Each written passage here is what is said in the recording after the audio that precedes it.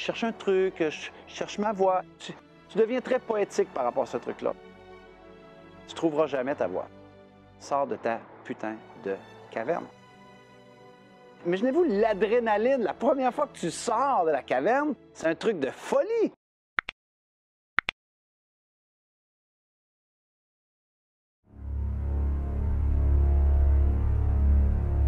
Surmonter ses peurs est probablement le devoir numéro 1, numéro uno, qu'on a tous et toutes à faire ici sur Terre. Le défi, c'est que tout le monde veut éviter leurs zones d'ombre, leurs zones de peur, ce qui les rend fébriles, ce qui leur fait peur, ce qui les rend incertains.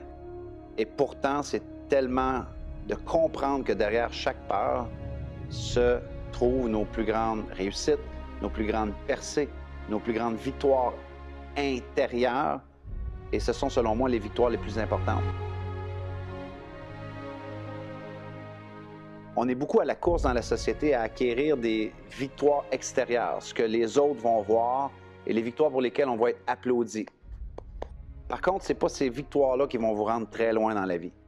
Les victoires qui vont vous rendre très loin, c'est celles où est-ce que vous gagnez intérieurement. Et quand on parle d'une victoire intérieure, très souvent, la peur, elle est interreliée à cela. Alors, je sais que ça fait peur, c'est pour ça qu'on ne le fait pas. Il y a des études qui ont été faites il y a plusieurs années qui disaient que la peur numéro 1 dans le monde, semblerait, était la parole en public. Et réfléchissez à cela. Ça veut dire qu'une personne qui assiste à une funéraille aurait aimé mieux être dans le cercueil que de faire le discours d'adieu. C'est un peu loufoque comme situation.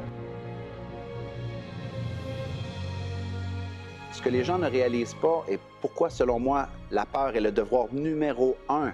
Affronter ses peurs est le devoir numéro 1 qu'on a tous et toutes à accomplir ici sur Terre pour s'épanouir, pour aller plus loin, pour pousser au maximum notre machine. Parce qu'il faut réaliser une chose, quand ça va être terminé, ça va être terminé.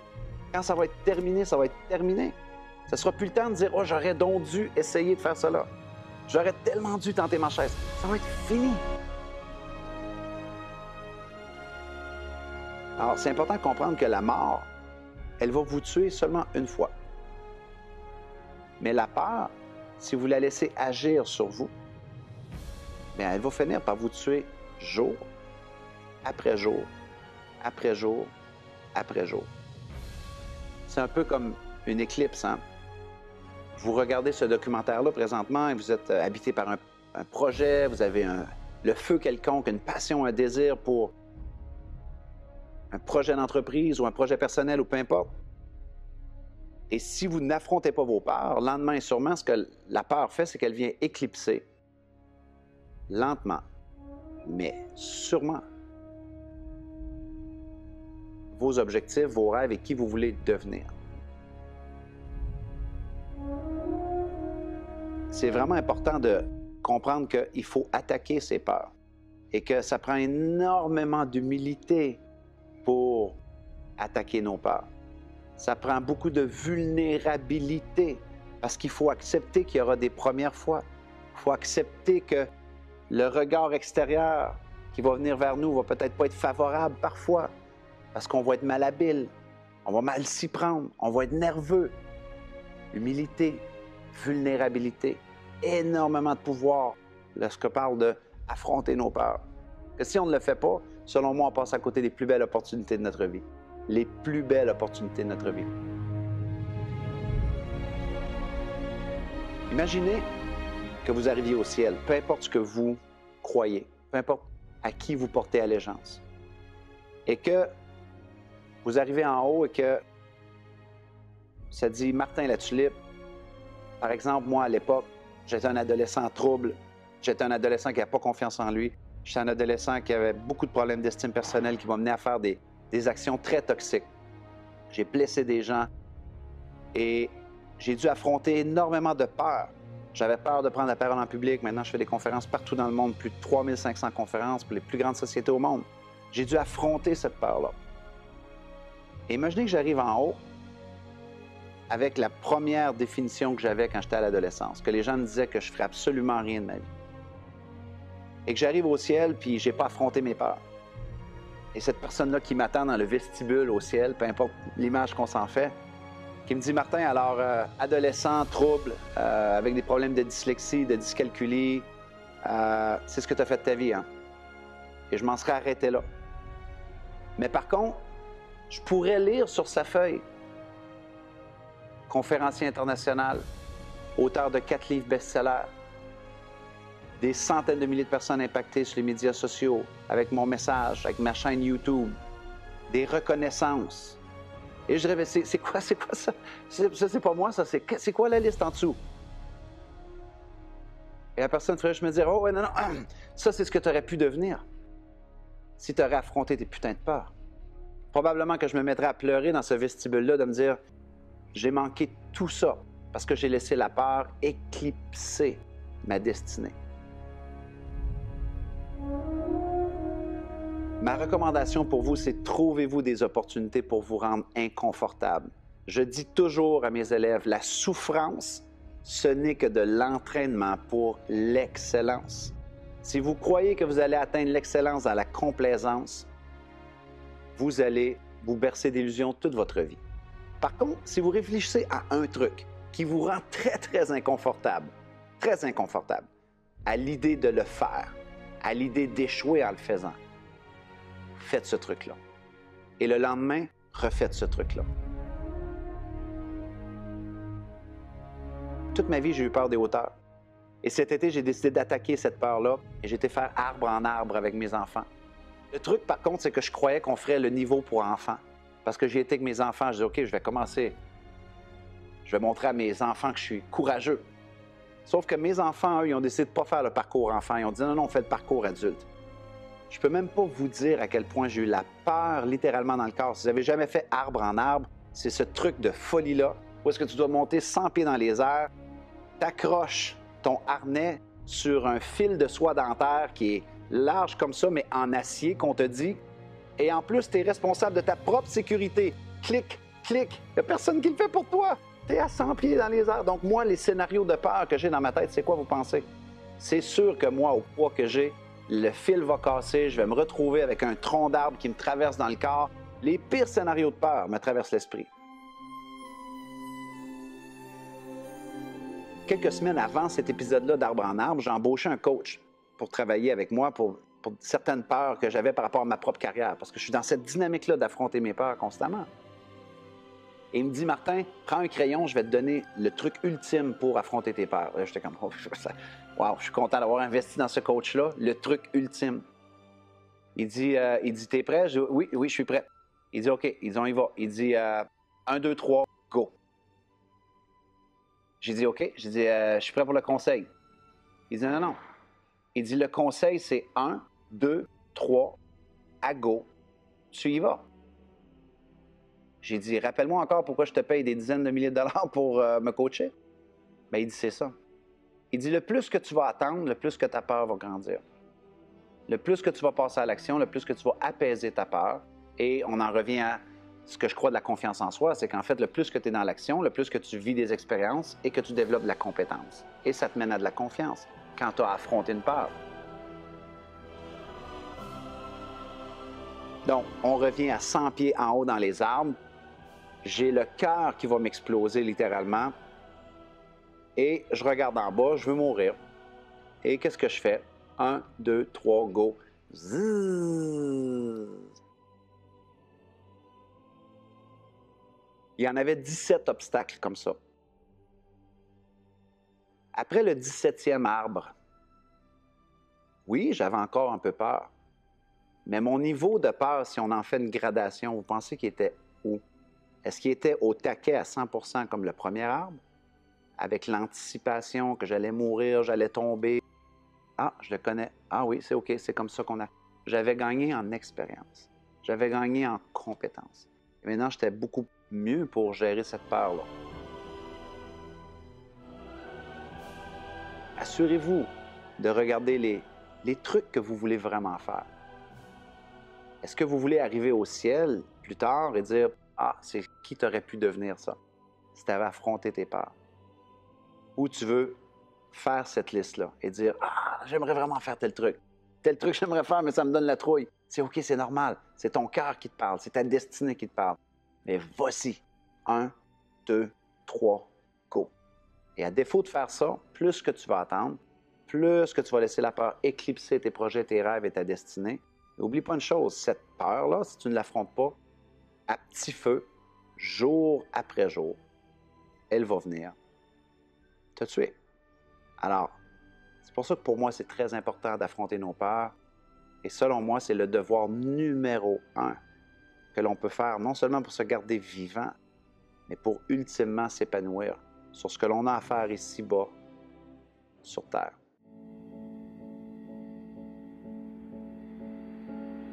Surmonter les difficultés, eh bien, c'est une opportunité. Pensez à ça. Le mindset. Vous savez, il y a une étude qui a été faite par une dame qui s'appelle Carol Dweck. Donc, c'est un doctorat au niveau de la psychologie. Et ils ont découvert 5 facteurs qui font en sorte que si on applique ces facteurs-là, on protège ces facteurs-là dans notre vie au quotidien, on est positif avec ces 5 facteurs-là, eh bien, ça va expliquer qu'on va avoir beaucoup de succès sur la durée. Ils ont interviewé des athlètes, des entrepreneurs, des politiques. Donc, c'est vraiment une grosse étude qui a été faite à Stanford, aux États-Unis. Et un des vecteurs, c'était notre capacité à surmonter les difficultés. Par contre, pour la majorité des gens, encore une fois, ça je reviens souvent tout au long du documentaire à cette notion-là du mindset. Quelle est ta perception d'affronter une difficulté? Il y a 2 façons de réagir, en fait. Pour une grande majorité des gens, une difficulté, eh bien, ils vont se mettre à râler, dire « Ah, c'est pas facile pour moi, ça n'a jamais été facile pour moi, c'est toujours à moi que ça l'arrive. » Donc, on va voir souvent un discours de victimisation lorsque les gens vont se mettre en posture de « je dois affronter une difficulté ». Et si une difficulté est une opportunité pour te propulser, parce que ça peut aussi être ça. Pense à n'importe quelle notion sur Terre, que ce soit la nature. Pense à une semence qui doit traverser le sol, qui doit endurer les intempéries, qui doit endurer le soleil, la pluie, le vent, pour finalement, quelques années plus tard, devenir l'arbre exceptionnel que vous ne voyez pas, mais que j'ai devant moi. Et c'est la même chose avec nous. Les intempéries que l'on affronte, les pluies du quotidien, les vents du quotidien que pour nous, on croit qu'on a le vent dans le visage. Est-ce qu'on se dit c'est une finalité, c'est toujours qu'à moi que ça arrive? Ou on se dit, wow, j'ai l'opportunité de grandir, j'ai l'opportunité de gérer ce défi-là, cette épreuve-là, et ça va me faire grandir. Pensez à une personne qui va dans une salle de gym, donc je pourrais faire des analogies jusqu'à demain. C'est seulement lorsque notre muscle est en contraction et qu'on le remet en contraction, donc en épreuve, qu'on va finir par avoir une bonne hygiène de vie, bon, un corps dont on rêve, un corps de Dieu grec, comme moi. Mais les gens évitent cela. Les gens, leur mindset par rapport à faire face à une épreuve, très souvent, va être justement un discours très négatif qui est peut-être un peu plus au niveau de la victimisation. Et ce que Carol Dweck et son équipe de chercheurs ont découvert, c'est que les gens qui réussissent dans la vie, quand on parle de faire face aux épreuves, ils développent un mindset de béton. Et qu'est-ce que ça veut dire avoir un mindset de béton dans ce cas-là? C'est, hey, cette épreuve-là ne va pas me définir. C'est une épreuve, je vais l'affronter. Qu'est-ce que je peux en apprendre? Si la prochaine fois j'affronte une telle épreuve, qu'est-ce que je changerais? Qu'est-ce que je peux améliorer? Est-ce que quelqu'un peut m'aider? Je l'ai mal géré, mais la prochaine fois, comment je pourrais mieux le gérer? Dans les 2 cas, l'épreuve est la même. La différence, c'est les questions qu'on se pose, la posture que l'on adopte. C'est soit qu'on adopte une posture de victimisation ou soit qu'on adopte une posture de responsabilisation, de dire « je vais prendre l'entière responsabilité de cette épreuve-là parce que je vais la voir comme une opportunité pour me rapprocher, me peaufiner, faire grandir mon arbre, m'épanouir. » Et à un moment donné, bien, ça devient un muscle. Quand les épreuves se présentent, on est plus calme, on gère mieux, on se pose les bonnes questions et finalement, bon, on réussit par s'épanouir davantage.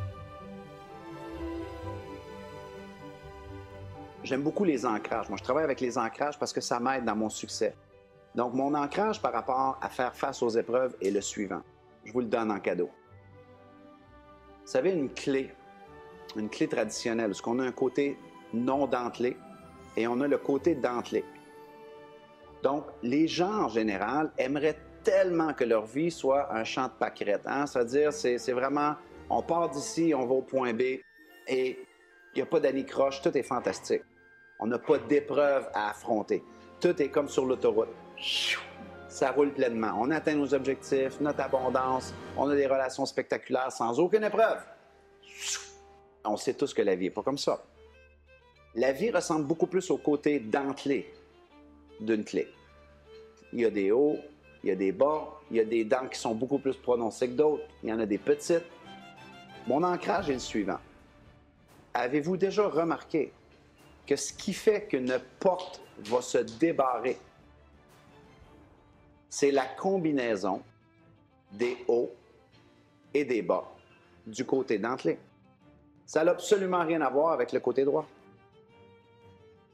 Et si c'était la même chose dans notre vie?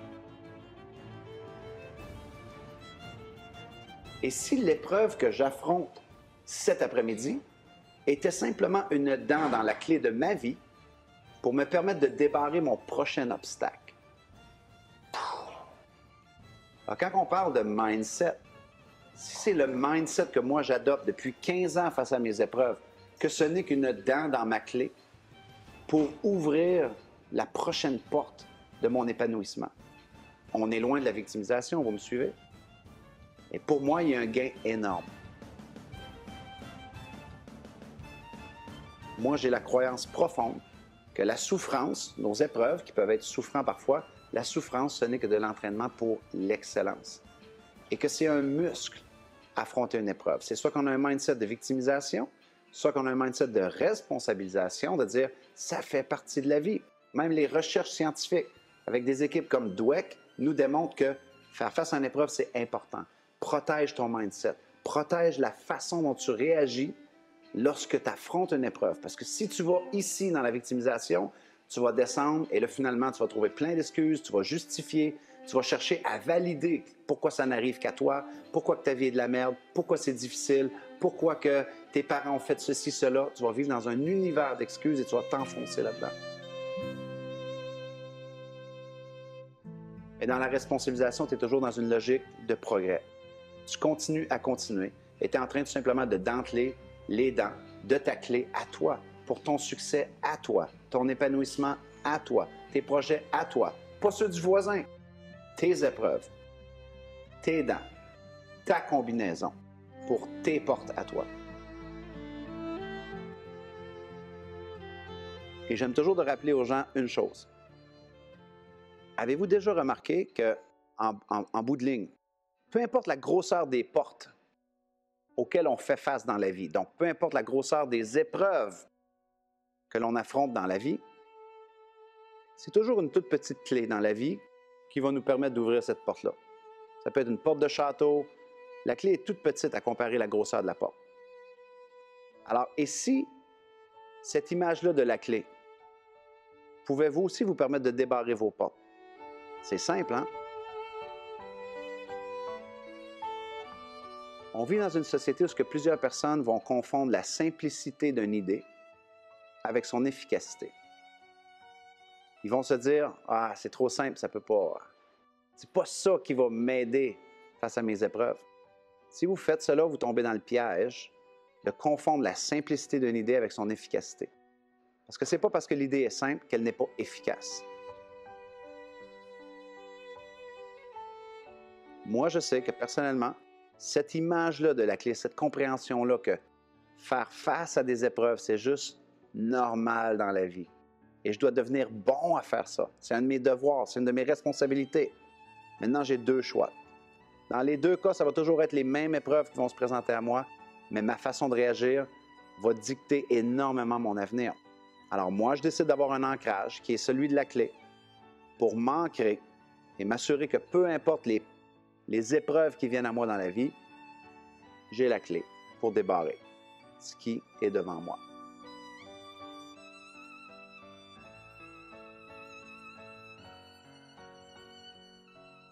le succès est certainement le domaine ou le sujet dans lequel il sera le plus important pour vous, d'avoir votre propre définition du succès.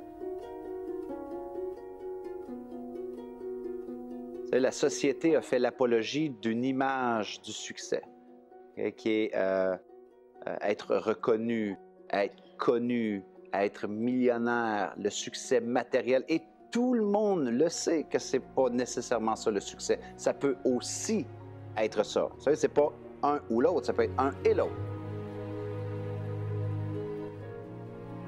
Par défaut, il y a beaucoup de gens dans la société qui sont dans une course folle au succès dont on a fait l'apologie. Ce que moi j'appelle le faux succès. Parce que si on ne court qu'après ça et qu'on finit par définir son succès par les biens matériaux que l'on a, par les médailles que l'on a accumulées au fil des années, par les accolades qu'on a reçues, eh bien, ultimement, on aura toujours un certain vide à l'intérieur de nous. C'est jamais assez. On est toujours constamment en train de repousser la ligne d'arrivée du marathon qu'on est en train de courir. Alors, s'il y a une définition sur laquelle on doit être extrêmement clair et elle doit nous appartenir, c'est qu'est-ce que le succès pour vous? Et c'est pour ça que j'aime souvent de dire que le succès, c'est relatif. Vous savez, moi, être avec mes enfants et mon épouse et absolument rien faire et juste m'amuser avec eux, j'ai l'impression que je suis la personne qui a le plus de succès sur la Terre. D'autres personnes, dans la même semaine, pourraient me voir sur scène devant 1000 personnes faire une conférence et eux pourraient dire « Mon doux Martin a beaucoup de succès ».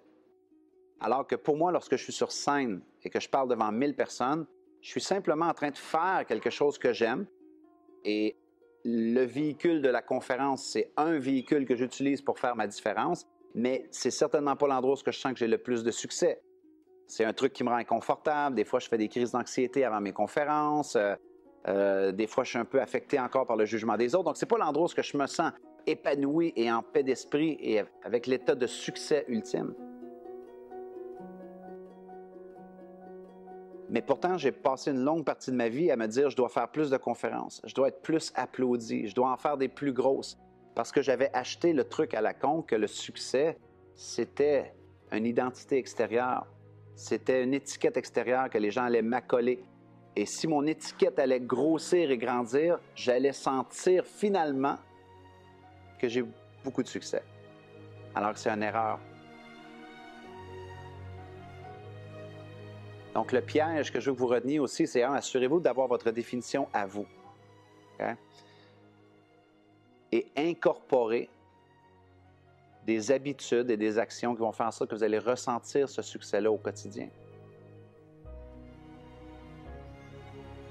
Moi, lorsque les gens se fixent des objectifs dans le développement personnel, je leur dis toujours, avant de te fixer des objectifs, c'est quoi le succès pour toi? Et là, je les fais travailler sur cette logique-là. Et par la suite, je leur dis, c'est quoi la liberté pour toi? Et encore une fois, et par la suite, c'est quoi être heureux pour toi? Et là, je leur dis, qu'est-ce que tu fais qui te rend heureux? Qu'est-ce que tu fais qui te donne une impression d'avoir du succès? Et qu'est-ce que tu fais qui te donne l'impression d'être libre? Donne-moi des actions concrètes au quotidien. Ça peut être écouter de la musique, ça peut être prendre une marche en forêt, peu importe. Toutes ces réponses-là, avant même de te fixer n'importe quel objectif, va les tapisser dans ton calendrier, dans ton quotidien. Parce que tu vas devenir la somme de tes journées. Donc, assure-toi de ressentir le succès au quotidien. Si le succès, ce n'est que être successful quand tu as escaladé le mont Everest, tu seras peut-être successful une fois dans ta vie. C'est une cible qui est très haute. Alors moi, je dis toujours, mets-les pas plus basse, mais mets-les atteignable, accessible, consommable au quotidien. Pendant des années, moi, mes enfants reviennent à 3 heures de l'école. Et pendant des années, à chaque fois qu'ils revenaient de l'école, mon fils Kaël et ma fille Maïka revenaient à la maison face à un papa successful. Donc, puisque j'étais successful, j'étais occupé parce que l'apologie du succès d'une personne qui bosse, qui a son entreprise, qui gère des millions, c'est une personne qui bosse. Donc, pendant des années, il revenait à 3 heures et il voyait un papa qui était en train de retourner un courriel parce que c'était tellement important de dire « Oui, papa, retourne un courriel. Oui, je suis avec toi dans 1 minute. Oui, oui, je t'aime. » Ou un appel. « Oh, allô, oui, papa. Papa, termine un... Oui, je termine un appel. » Pendant 2 ans, j'ai fait ce truc à la con, là. Cette image-là, c'est probablement le plus loin que j'ai été du succès de toute ma vie. Après avoir fait un travail sur moi-même et redéfini ma définition du succès, qui pour moi, c'est surtout être présent. Être présent. La présence, pour moi, c'est égal succès, excellence. Et si je ne peux pas offrir ça à mes enfants et à ma femme, je suis un échec. Alors maintenant, je mets mon alarme à 3h moins 5. Ça sonne, j'arrête de travailler complètement. Et là, mes enfants rentrent à la maison. Je les accueille, je leur donne un câlin. Ça peut durer 5 secondes. Par la suite, ils veulent aller jouer chez leurs amis. Papa n'est pas si intéressant que ça. Par contre, la dynamique a complètement changé. J'ai l'impression d'être le plus grand succès au monde parce que ce temps-là est précieux. Donc, je suis venu incorporer une petite action dans mon quotidien, j'en ai plein d'autres, qui font en sorte que je ressens que je suis une personne qui a du succès. Mais ça encore, c'est ma définition. Assurez-vous d'avoir la vôtre.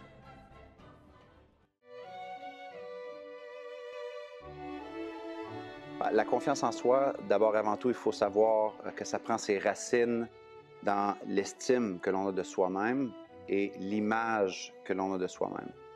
Donc, il y a quand même un travail important à faire sur se connaître soi-même et se valoriser soi-même. Et lorsqu'on parle de la confiance en soi en tant que telle, j'aime de dire, moi, qu'en fait, ce n'est qu'une prédiction, la confiance en soi. Vous savez, on vit dans une société où tellement de gens utilisent la confiance en soi ou l'absence de confiance en soi comme une béquille pour expliquer les raisons pour lesquelles ils ne passent pas à l'action. Et ils aimeraient tellement avoir confiance en soi pour ensuite passer à l'action. La réalité, c'est que la confiance en soi, c'est quelque chose qui se construit, oui, avec l'estime et avec l'image. Mais comment qu'on fait pour faire une bonne prédiction? De dire, je vais avoir confiance en moi lorsque je vais prendre la parole en public. Je vais avoir confiance en moi lorsque je vais faire ma vente. C'est impossible d'être capable de faire cette prédiction-là, que les choses vont bien aller, si on n'a pas d'expérience. Alors, lorsque je dis que la confiance en soi, c'est une prédiction, c'est que d'abord, avant tout, il faut se mettre dans l'action. C'est un mot que vous avez probablement déjà entendu souvent, mais voici la logique derrière cela. Lorsqu'on se met en action, il y a 2 choses qui vont se produire, inévitablement. Que vous aimiez ou non, il y a 2 choses qui vont se produire. 1, vous allez vivre une expérience. À partir de ce moment-là, votre mindset va être très important. C'est soit que vous allez dire, eh bien, ça a bien été, ça va vous donner confiance pour la prochaine fois. Ou vous allez vous dire, j'étais une merde, c'était vraiment la pire expérience de ma vie. Et c'est là que le mindset est important.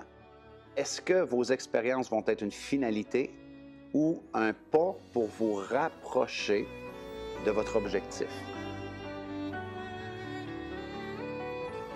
Alors, il faut vraiment comprendre que lorsqu'on parle de confiance en soi, le mindset, c'est la pièce maîtresse. Pourquoi? Parce que si chaque expérience était tout simplement une logique qui vous permettait de développer une compétence. Donc, quand on parle de confiance en soi, expérience mène à compétence.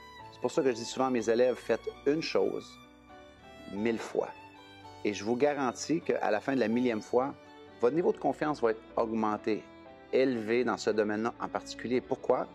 Parce que vous allez avoir développé une compétence. Le défi aujourd'hui dans la société, c'est que les gens veulent faire la chose une fois et dès la première fois, être confiant, se sentir le feu de Dieu. Et c'est absurde. Alors, ce que l'on fait, c'est qu'on finit par se cacher constamment derrière ce que je disais tantôt, cette béquille de « Ah ben moi, je le ferais bien, hein, mais j'ai pas confiance. » Montre-moi tes 100 premières tentatives. Et le mindset que tu as eu face à ces tentatives-là, qui peut avoir été « C'était pas parfait, mais qu'est-ce que j'ai appris? Qu'est-ce que je peux changer la prochaine fois? Qu'est-ce que j'aimerais améliorer la prochaine fois? Est-ce que je peux aller chercher de la rétroactivité par un mentor, par un coach? » Si ces 100 tentatives-là, ou les 1000, pour les persévérants qui nous écoutent, on a un bon mindset de résilience et d'étudiant, qu'on a l'humilité d'aller chercher du feedback ou de la rétroactivité, des commentaires, et qu'on est toujours dans une notion de progression, inévitablement, je peux vous garantir que vous allez avoir une confiance de feu. C'est pour ça que je dis que la confiance en soi, ce n'est qu'une prédiction, parce qu'en fait, je peux dire, ça va très bien aller. Pourquoi est-ce que je dis ça? C'est simplement parce que j'ai de l'expérience et j'assume que j'aurai les compétences et l'expérience pour gérer l'inattendu pendant cette activité-là, en fait. Et si jamais il y a quelque chose qui ne s'est jamais produit, je crois que je suis capable de gérer l'inattendu aussi. Mais comment est-ce que ça, c'est possible si on n'a pas d'expérience et qu'on n'a pas développé la compétence? OK? Alors, retenez bien ceci. Et si la souffrance n'était que de l'entraînement pour l'excellence?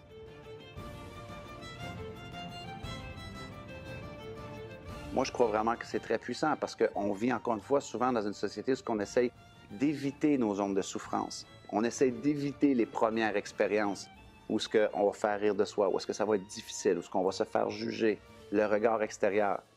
Eh bien, si on ne fait jamais le pas de traverser nos peurs et nos souffrances, on n'aura jamais d'entraînement pour l'excellence, on n'aura jamais cette confiance-là qui est tant recherchée dans la société d'aujourd'hui. Il faut vraiment comprendre que la confiance en soi, ça fluctue. Ce n'est pas un chèque en blanc. Aujourd'hui, j'ai confiance en moi lorsque je vous parle parce que c'est mon champ de compétences, j'ai de l'expérience. Par contre, demain, je peux être beaucoup moins confiant par rapport aux expériences que j'aurais vécues. C'est sûr que si je me prends une gifle à la gueule, je fais une perte financière ou je perds un gros client qui est insatisfait, ça se peut que pendant quelques jours, ma confiance va fluctuer.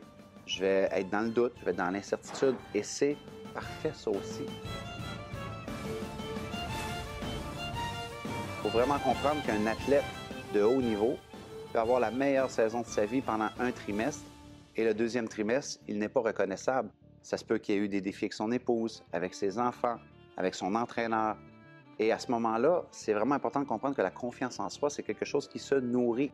C'est pas un chèque en blanc que lorsqu'on est confiant, on va l'être pour le reste de notre vie. Il faut vraiment comprendre que cette confiance-là, elle se nourrit comment?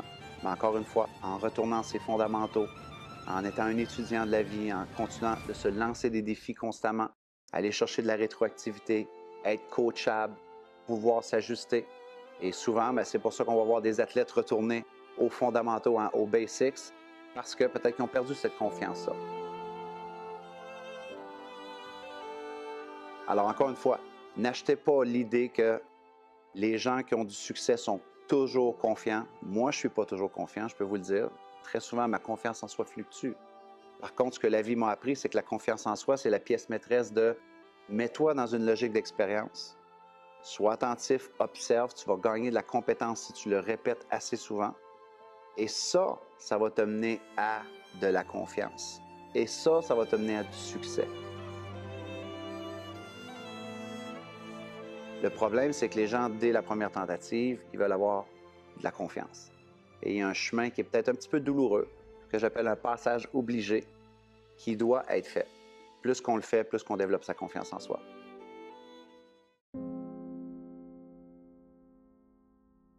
Être inspirant, pour moi, c'est d'abord et avant tout vibrer à la notion d'être moi-même.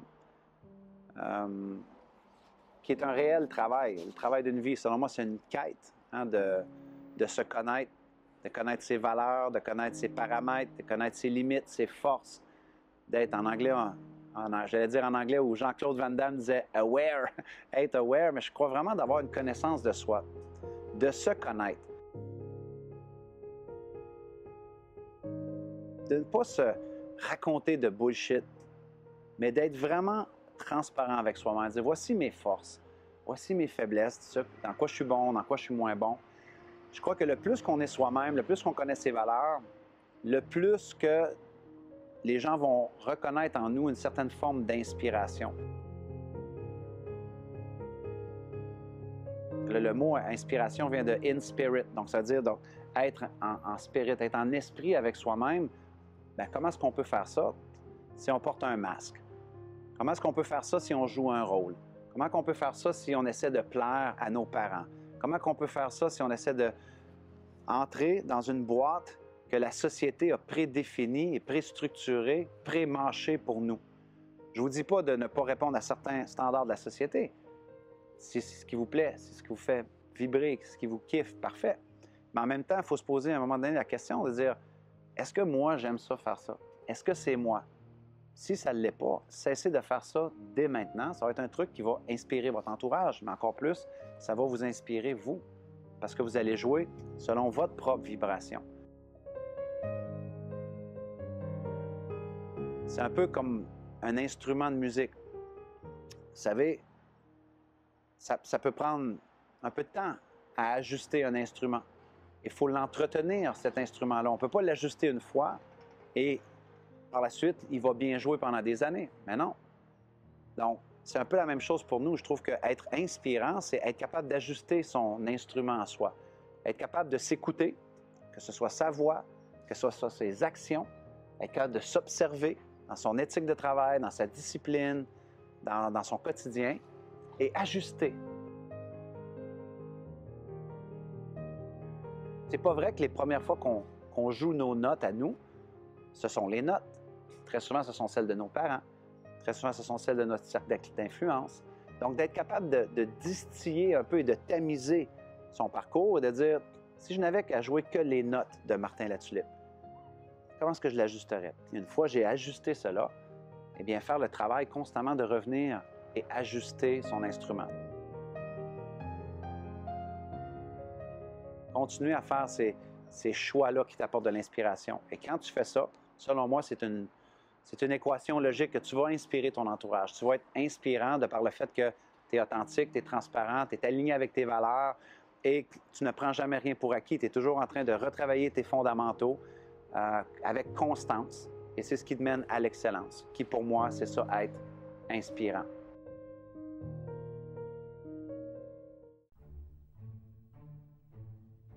Trouver son chemin de vie, très gros sujet dans la société d'aujourd'hui. Hein? Trouver sa mission de vie, son big why, le pourquoi est-ce qu'on est sur Terre. Vous savez, c'est très difficile de trouver son chemin si on ne se met pas dans l'action. Et je sais que vous avez souvent entendu cela, mais laissez-moi vous expliquer un peu, moi, le rationnel derrière cela. On a beaucoup de gens qui viennent me voir après mes séminaires, dans mes cabinets, en coaching, quoi que ce soit. Ils disent, Martin, je ne connais pas ma mission, je ne connais pas mon chemin. OK? Parle-moi de tes 100 dernières tentatives. Mais mes 100 dernières tentatives, qu'est-ce que tu veux dire? Je vais tes 100 dernières tentatives de trouver ton chemin. J'aimerais qu'on en parle, si on peut trouver peut-être des dénominateurs communs, des trucs qui t'ont fait vibrer, des gens que tu as rencontrés, et ainsi de suite. Évidemment, peut-être que vous pouvez lire un peu le sarcasme dans ce que je vous dis. Les gens vont dire, ben non, ben, j'ai eu cet emploi-là, j'ai tenté cet autre truc-là, mais tu sais, c'est OK. Moi, je crois vraiment que trouver son chemin de vie, ben, il faut essayer plusieurs chemins. Souvent, c'est pas tout le monde qui va faire une activité lorsqu'ils ont 16, 17 ans ou 20 ans et que ça va tellement les faire vibrer qu'ils vont être sur leur chemin de vie pour le reste de leur vie. C'est pas donné à tout le monde.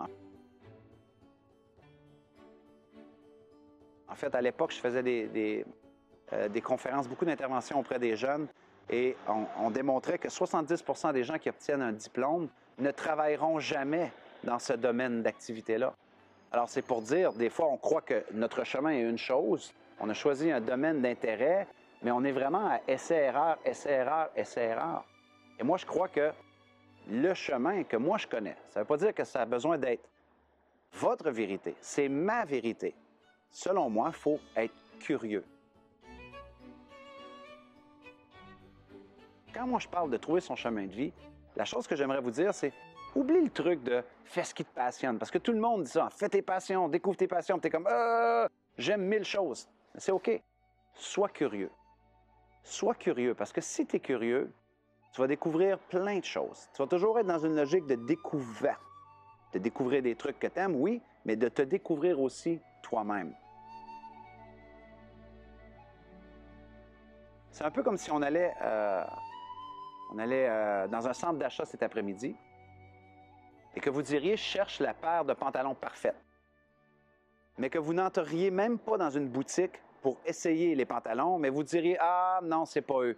Ah non, c'est pas eux. » Sans vivre l'expérience, sans entrer dans la boutique pour essayer les pantalons.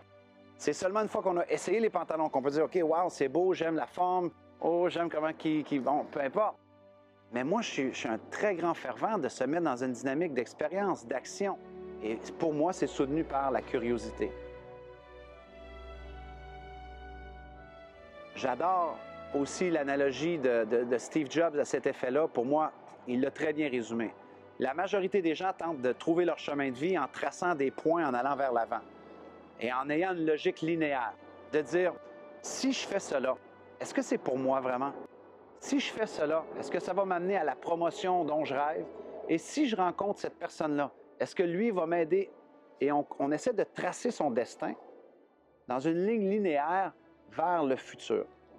Alors qu'en réalité, la majorité, je ne vais pas généraliser, mais la majorité des gens que moi je connais, qui ont trouvé leur chemin, ce sont des gens qui ont été curieux, qui ont vécu des expériences, qui très souvent, ils n'avaient aucune idée que cette expérience-là allait les catapulter à tel endroit, et qu'à tel endroit, ils allaient rencontrer tel partenaire d'affaires, et qu'à tel endroit, ils allaient obtenir une autre opportunité.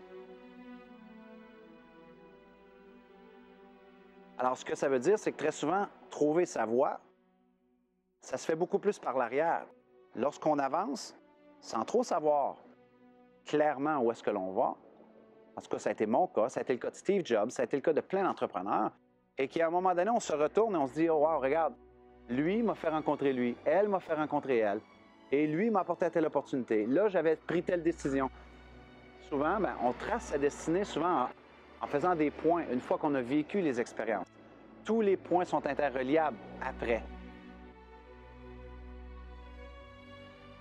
Mais le défi, c'est qu'on essaie de dire « OK, si je fais telle chose maintenant, est-ce que ça va m'apporter cela? » Je crois que c'est un piège dans lequel on tombe, parce que là, à ce moment-là, les gens cherchent une certitude. Et là, ils se disent « Ah, je ne suis pas certain que ça va m'apporter cela. » Donc, ils s'empêchent de vivre l'expérience, ils s'empêchent d'être curieux, ils sont dans l'inaction. Donc, ils ne trouvent pas leur voie.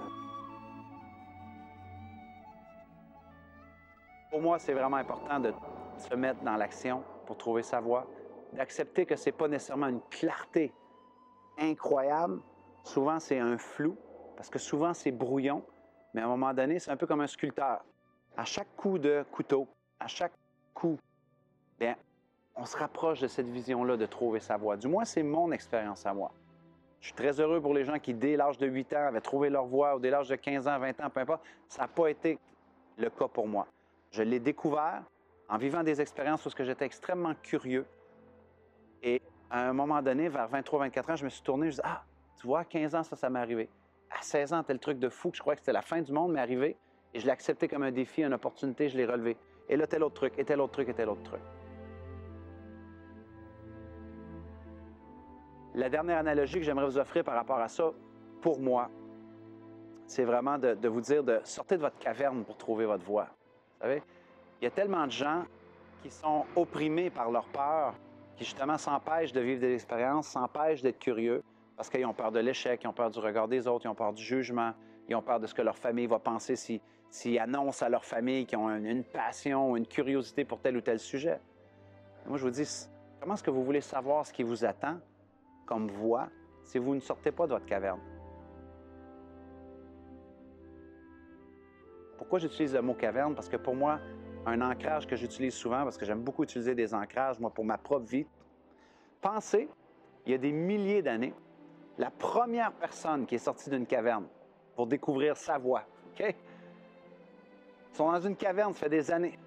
Et là, il y a un mec qui se lève un matin et dit « Demain, je sors. » Imaginez les autres autour qui disent « Non, t'as pas entendu les cris, les mammouths, tous les trucs de psychopathes.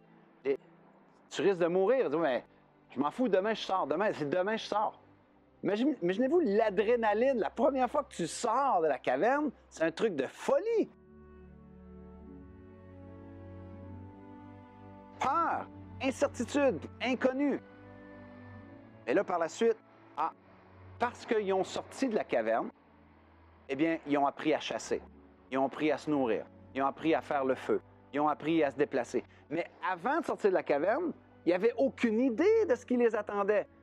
Les défis, les intempéries, l'incertitude. Ils ne l'ont que découvert une fois qu'ils ont sorti de cette putain de caverne-là. Trouver sa voie, c'est soit que tu es dans un café à tous les jours avec un petit foulard autour du cou et que tu prends un thé et tu te dis un truc comme ça. Ah oui, tu sais, moi, mais j'ai pas trouvé ma voie, c'est pas facile, tu sais, je cherche mon truc, hein, je cherche mon truc. Et là, le lendemain, tu vas prendre un thé, je cherche un truc, je cherche ma voie. Et tu deviens très poétique par rapport à ce truc-là. Tu trouveras jamais ta voie. Sors de ta putain de caverne. Et désolé pour le mot. Et ça va être, oui, inconfortable. Selon moi, c'est une des façons que je retrouve très souvent chez les entrepreneurs, les gens qui excellent, les artistes, les passionnés. Ce sont des gens qui ont sorti de leur caverne. Même s'ils ne savaient pas ce qui les attendait, ils ont été très curieux. Et dans cette curiosité-là, ils se sont développés une voix qui les faisait vibrer.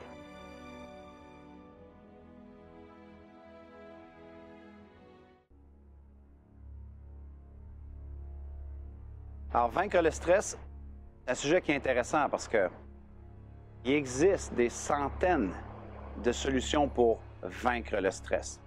Allez sur Google, vous connaissez, et vous faites une recherche et vous allez voir activité physique, méditation, yoga, alimentation, éviter des aliments ou des produits anxiogènes, des trucs comme ça. Il existe énormément de solutions pour gérer le stress.